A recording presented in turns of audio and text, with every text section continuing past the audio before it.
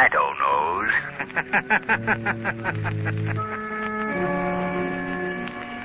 Your local blue coal dealer presents The Shadow. These half-hour dramatizations are designed to forcibly demonstrate to old and young alike that crime does not pay. Before we present the first act of today's Shadow story, a brief reminder to you homeowners. You all know what an unpredictable month March is. The weather's blustery, bitter cold one day and mild the next. And I don't have to remind you how very dangerous those extremes of temperature are to the health of everyone in your family. Now, if you want to ensure steady, comfortable warmth inside your home and help prevent late winter colds and illness, here's what you do. Call your nearest blue coal dealer. Get a supply of blue coal, the quality-tested hard coal that guarantees you steadier, more healthful heating performance and satisfaction. Don't gamble with just any ordinary coal. Insist on blue coal. Ask for it by name. It's the coal that's trademarked blue, so you can identify it at a glance. It's the coal that will give you better heat with less furnace attention. As our story opens, we find Lamont Cranston with his friend Margot Lane in his apartment, busily turning the dials of a shortwave radio receiver. Margot, a few nights ago, I came across a very peculiar noise on the radio. Couldn't figure out what it was, so I got my recording set out tonight, and I'm going to make a record of this strange broadcast. Yes, I remember when you first got the recorder. We recorded everything we could think of. It was a lot of fun. Yes, particularly our duets. Well, listen, there it is. Start the machine. We'll record it right now.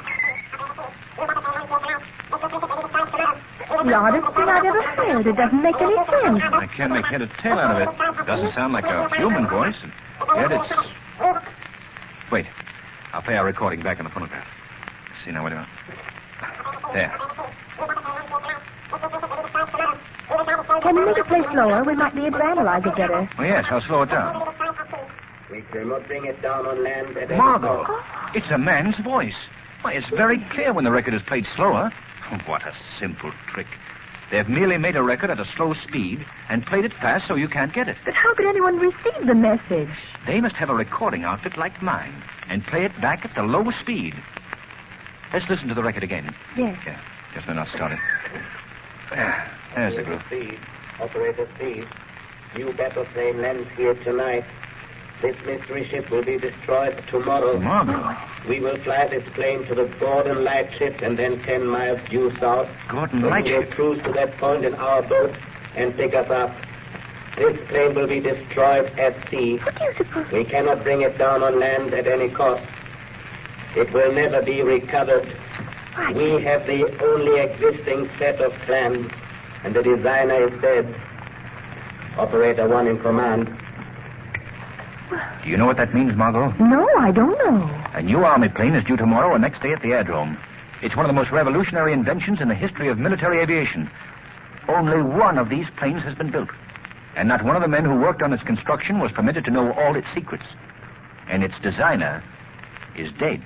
Oh, I see. With this plane in the hands of an invading power, this country would be wiped out before our defenses could be mobilized. Well, tell me about it. What kind of plane is it? The plane is revolutionary in design, Margot. It's equipped with a very intricate shortwave radio control outfit. By means of this shortwave, one of the planes can control up to 50 flying bombs. Flying bombs? That's precisely what they are. Unpiloted miniature airplanes. They're extremely fast, can be directed by the mothership at any target, from a speedy bombing plane to an army tank or battleship. As far as I know, they've only built 3 or 4 of the flying bombs. We have so little to work on. What can we do? We've got to find the shortwave station that broadcasts that record. But how can we ever find it? You know, Margot, the closer you get to a broadcasting station, the louder the program comes in. Yes, naturally. In my car, I have a simple device with a needle and dial that shows accurately when you're getting near a radio transmitter. With the aid of that device, Margot, we're sure to find that station.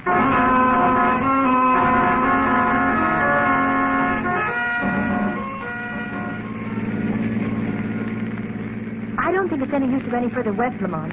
What does the dial read now, Margot? It's down to 9. Well, we'll go southeast now. The signal is getting stronger, Lamont. The dial reads 20 now. Good. Covered every inch of the city. There must be a road that goes further east from here. Well, the only place I know east of here is Robbers Reef. Do you think it could... Oh, it couldn't be out there. Why, there's only an old tumble-down house on the reef. I think you've hit it, Margot. How do you get there? There's an alley between a couple of these buildings here that leads out onto a sort of short, narrow sandbar connecting the mainland with the end of the reef. Is that it there between those old buildings? It's so hard to see in this fog. There. Yes, that must be it. We'll try anyway.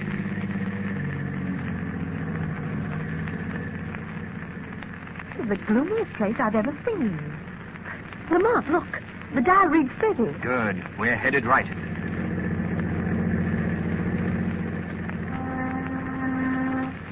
Margot, I'm going to stop here.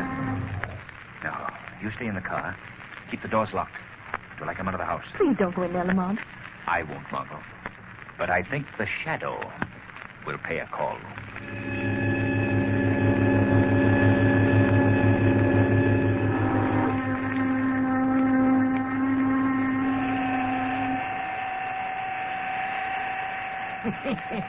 That's awful funny. What was that? Who's there? Only the shadow. The shadow. Well, who are you? Where are you hiding? I can't see you. I'm hiding in the shadows, where no man can see me. What'd you come here for? What do you want? I came to listen to you play that record you have in your hand. You can't do it. Nobody can hear these records, not even my son. Your son? Yes, this is his shortwave radio set. He lets me run it when he's at work nights. Did you make these records? You think I'm crazy? Of course not. Well, I don't even make sense. Some darn fool pays me $5 to play him on the air. He says it's just a joke, and they do sound pretty funny. Who is he? And down if I know, he's some kind of a foreigner, comes here every so often and leaves me some more of them to play. What's your name? Joe Ryan. Of course, Joe. I knew you, and all about these records. I was just testing you. Yeah. You and I are going to play a joke on our friend. I'll bring a record here in a little while, just like one of his. And I'll pay you $10 to play it in place of the one you've got there. He'll think it's a great joke. $10. You're twice as much of a darn fool as he is. What do you mean? You're paying me just twice as much. That's why. The joke's on you. Yeah. He'll think it's very funny, too.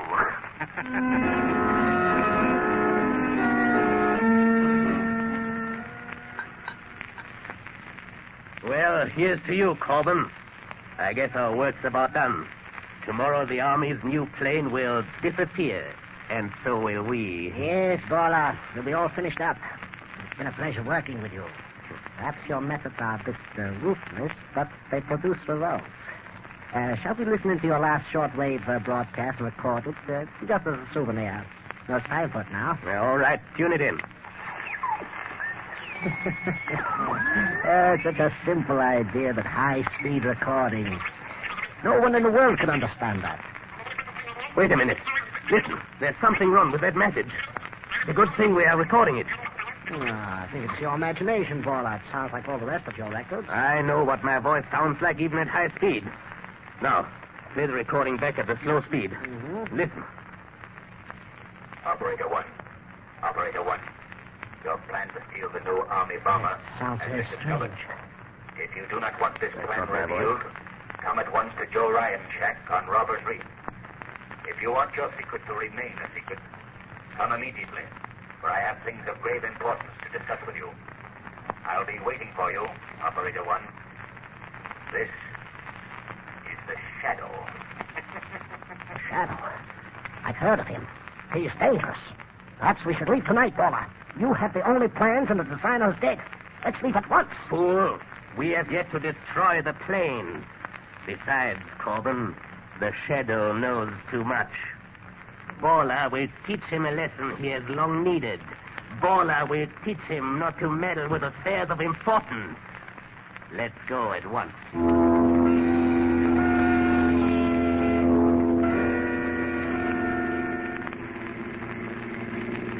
Don't drive so fast, Corbin. This fog is pretty thick. But you told me to hurry. Yes, but it would be a pity to disappoint the Shadow. Put out your headlights, Corbin. We turn on to Robbers Reef here. All right. Drive slower, you fool. I'm just barely creeping. No, we can't take any chance on any accidents now. Look, what's that? right ahead of us. It's a car with no lights. Car with no lights. Coming in from Robbers Reef. It must be the shadow. Quick, Corbin, steer out of its way. I can't without going into the bay. It's going to hit us. Look out!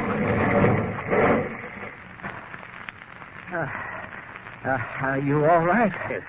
Fortunately, we're both going very slowly. Somebody getting out of that car. Stop where you are before I shoot. Corbin, flash a light on his face. It's a woman. I thought it was our friend, the shadow.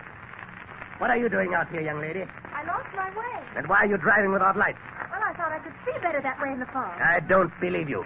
Corbin, look in the car and see if there's anyone else. Yeah.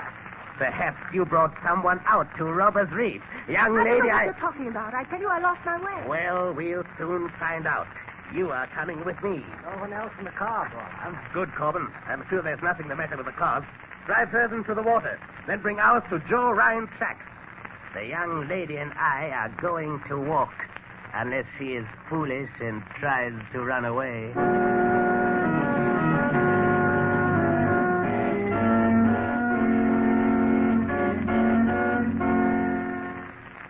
The Shadow's adventure continues in just a moment.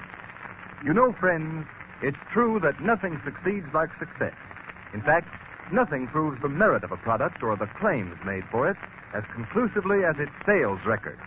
And the fact that Blue Coal ranks first in nationwide volume of sales is proof that it is a better anthracite. Countless thousands of you homeowners here and in communities the nation over have made that record possible. You've tried Blue Coal. You've compared it with other fuels. And you've kept Blue Coal's top-ranking position unchallenged throughout the year. Now there's a real treat ahead for you homeowners who haven't yet tried Blue Coal. There's the satisfaction of knowing you're getting the most in heating comfort that money can buy when you order Blue Coal by name. For the harmless blue coloring which identifies Blue Coal also guarantees you far better quality, far better all-around performance. Just try Blue Coal. Compare it with the coal you're burning at present. You'll see why Blue Coal is America's largest selling anthracite. You'll join those thousands of satisfied homeowners everywhere who know there's no substitute for Blue Coal for better heat with less furnace attention. So call your nearest Blue Coal dealer. His name is listed in the Where to Buy It section of your classified phone directory under the words Blue Coal.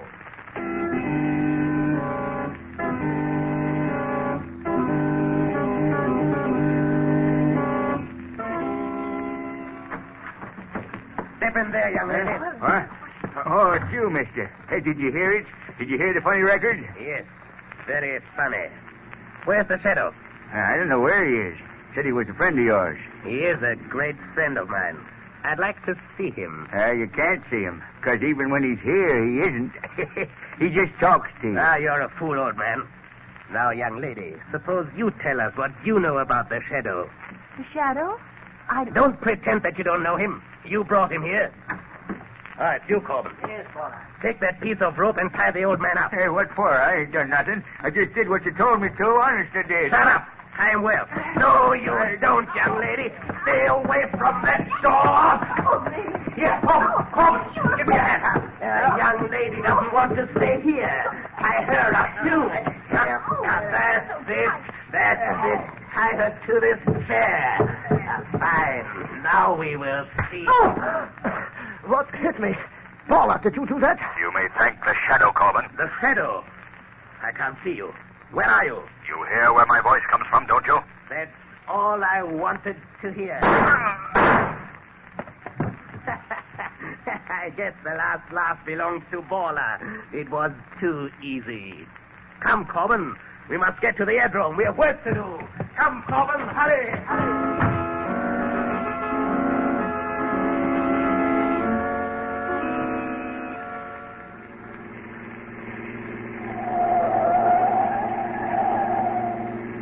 Hurry, Corbin. The X-1 should land just at dawn. It will be light in a few moments. I'm doing the best I can. I'm still worried about that girl and the old man back on Robbers Reef. You should have gotten rid of them. As soon as I leave you at the airport, I will go back and close their mouths forever. Leave me at the airport? Certainly, Corbin. You're a pilot. It's up to you to fly the Army ship out to sea alone and bury it. Yes, but suppose something happens when I get out over the ocean. Suppose they don't pick me up. This is dangerous, Paula. Your strong suit is not courage, Corbin. But don't worry. You will be picked up, as will I. The rest of our operatives are waiting even now on the boat, 10 miles south of the Gordon lightship. Do you still have the plans for the plane with you? Those plans have not been out of my sight since the day I got them. There's the entrance to the airport directly ahead. What do you plan to do, Paula? Simply this. The flight of this new plane has been veiled in greatest secrecy. There will be but one guard at the airport to meet us. You and I represent ourselves as inspectors from the War Department. Once we get aboard the plane, it is simple. We'll overcome the pilot and anyone else on board, and the rest will be up to you. Here. We can stop right here now. Look, Paula. Look, there she is now. She's just landed. And look right behind her. There are the 3 flying bombs coming in perfect formation. Come. Let's get over to the plane. Sorry, sir. No one's permitted on this field. Oh, I'm Harry Johnson from the War Department, and this is Mr. Andrews, my assistant. We have been sent out to check the landing of the new plane. Do you have any identification? Identification? Why, the best in the world. Look, here are the plans for that ship. Is that good enough identification? Well, it sure is. Who is piloting her? I believe Lieutenant Flynn, sir. Well, I'd like to get his report as to how she handled on her trip east. Well, there he is, just coming out of the cabin. Oh, Lieutenant Flynn. Yes? Mr. Johnson and Mr. Andrews from the War Department, sir. We came up to get your report on the flight firsthand. Did you fly in alone? Yes, sir. She handled beautifully in the air, and the flying bombs responded perfectly. I've gone over these plans here, of course, but I would like to step into the cabin and see what it looks like. Certainly. Right this way, sir. The pilot sits up ahead here in this heavily armored cockpit. Now, by closing this metal door, he can be shut off completely from the rest of the ship. What is the purpose of that, Lieutenant? It's just an added armor protection for the pilot and the shortwave mechanism that controls the flying bombs. But, Lieutenant, can the pilot communicate with anyone in the other part of the ship when the door is closed? Yes. Step into the cockpit here. Now, you see this microphone? Yes. That's connected with a loudspeaker installed in the rear of the ship so that the pilot constantly can be in contact with the rest of the crew, even if the armored door is shut. Where's the equipment for the control of the flying bombs? That's right here, sir. Uh-huh. See this dial with numbers up to 50?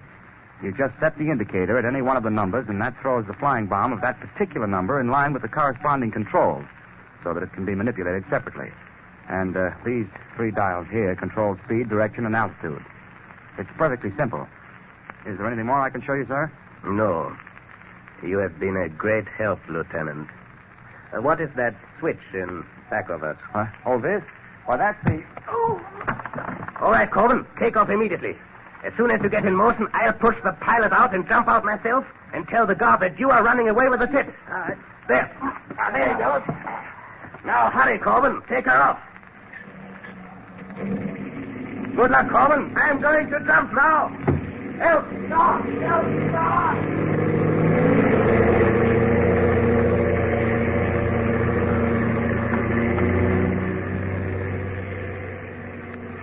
Well, Corbin, your plan has worked perfectly. Up to now. What? Who said that? The Shadow. But how did you get here? I came with you in the car from Ryan's shack on Robbers Reef. You cannot escape from the Shadow. But Paula killed you. No. He only shot at my voice. Where are you now? I am in the shadows of a cabin in back of you, but I can see you well enough to shoot you if you don't bring this plane down immediately. No, don't shoot. I'll bring it down. Only don't shoot. Open the door. Open that door, I tell you. Well, Mr. Shadow, you can shoot your heart's content. Perhaps you heard Lieutenant Flynn say that the pilot's cockpit is well armored. Corbett, bring this plane down. I'll bring it down all right. The 3 flying bombs in the ocean 10 miles south of the Gordon lightship. But when the plane lands, you will land in it alone. For I will leave it by parachute before it goes into its last power dive. What do you think of that, Mr. Shadow? Why don't you speak? Shadow, Can't you hear me?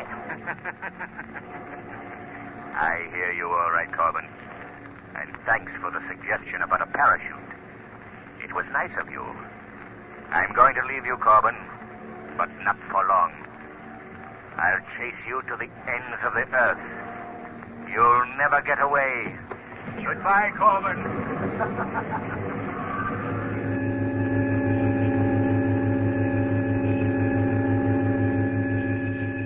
What's the matter with those mechanics? Can't they get that pursuit ship started? Look at that plane gain altitude. Take it easy, Lieutenant Flynn. The mechanics are warming it up as fast as they can. How's your head? You got a nasty crack. It's all right. It's all right. Wait till I get my hands on that guy. Where did the other one go to? In the excitement, he ducked into a car and beat it. You sent out a police call? Sure, first thing. Hey, look. Look. Someone just bailed out of the ship. Oh, that's funny. The parachute's opening, but I can't see anybody. That's the darndest thing I ever saw in my life. Look, the number 1 flying bomb is diving for the parachute. Will it explode if it hits the parachute? Once the firing mechanism is released, it'll go off if it hits anything. Oh, my Lord. It just missed the parachute. And it's diving. It's diving straight towards us. It's out of control. Quick! I pedal the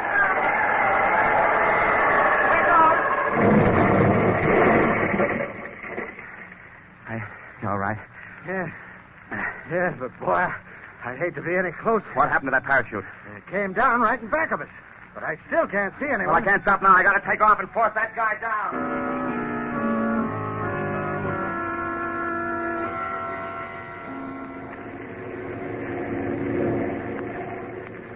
Lieutenant Flynn. Huh? I'm hearing things. Boy, I must have gotten a worse smack on the head than I thought. No, it's not your imagination, Lieutenant.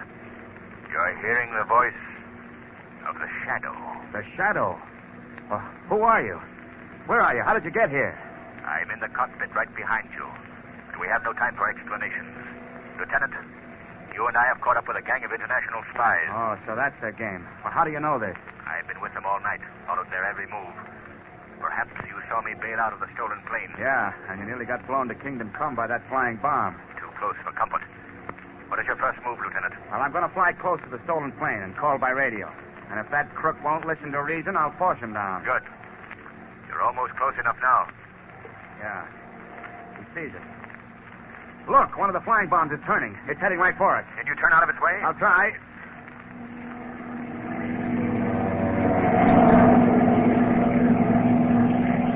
Those things are too fast. They can turn on a dime. Look at that thing fly. Your only chance is to shoot it down. Can you hit it? I've got to. Good shooting, Lieutenant. My lord. Look, that madman has released the one remaining bomb. Yes. He's right behind us. Our only chance is to put this plane into a power dive. Here goes.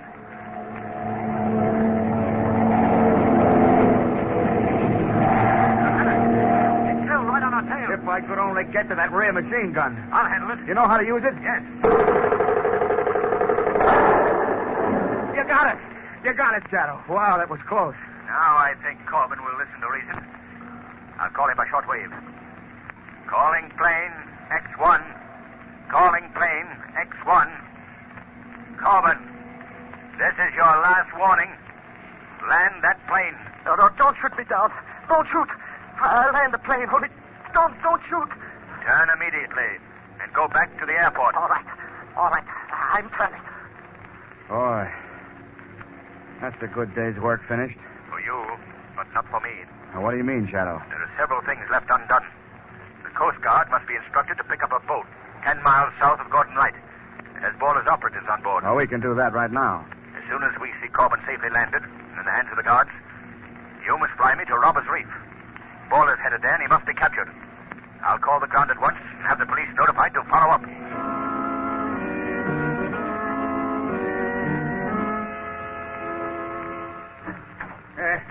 Who's there? Paula, what do you want?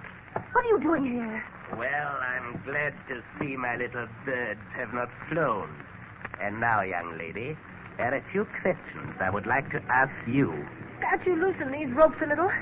They're cutting my arms. In a few minutes, they won't hurt your arms anymore. Nothing will hurt you anymore. Was that a boat or did a plane land here? A plane? You couldn't land a plane on Robbers Reef. mister, when are you going to untie me? I'm not going to untie you. I'm going to kill you. Me? I ain't done nothing. What you want to kill me for? I only did what you told me. Oh, you fiend. You are the only one left, young lady. The shadow is dead, and you... Who's there? Who closed that door? The shadow. But the shadow is dead. No, Bora, the shadow is not dead. Put that gun away. I showed you once that you could not shoot a voice. No, but I can shoot a very lovely young lady, Shadow. And I don't think you'd care for that. I'm going out this door, and I'm going to shut it after me. If it opens, I shoot. And if I don't hit you, Shadow, I'm going to kill this girl. You can't stop Paula. No one can stop Paula. But the police, I'll shoot them like dogs. I'll kill every one of them. I'll kill... They got her. You all right, Margot? Yes, Lamont. Here, I'll cut these ropes. We have to get out of here. Thank you, Lamont. Well, Margot, they've killed Borland. I hate to see any man die by violence. But if that man dedicates his life to the evil task of plotting and espionage against a friendly country, he faces but one fate. And that fate is justly death by violence.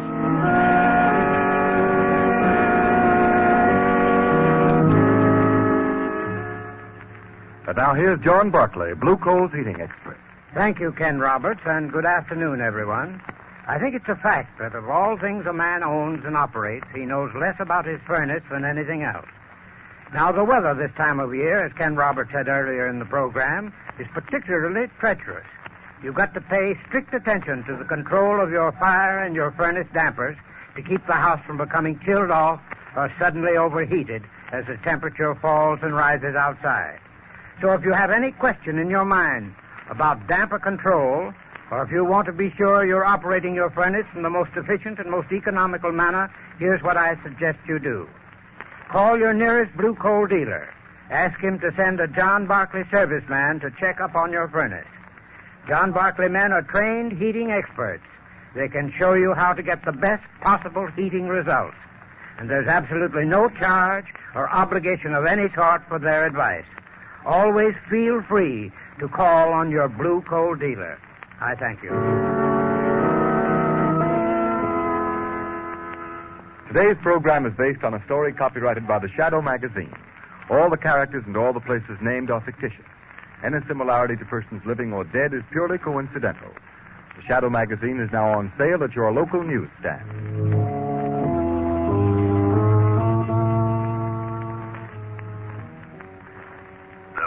Crime bears bitter fruit. Crime does not pay.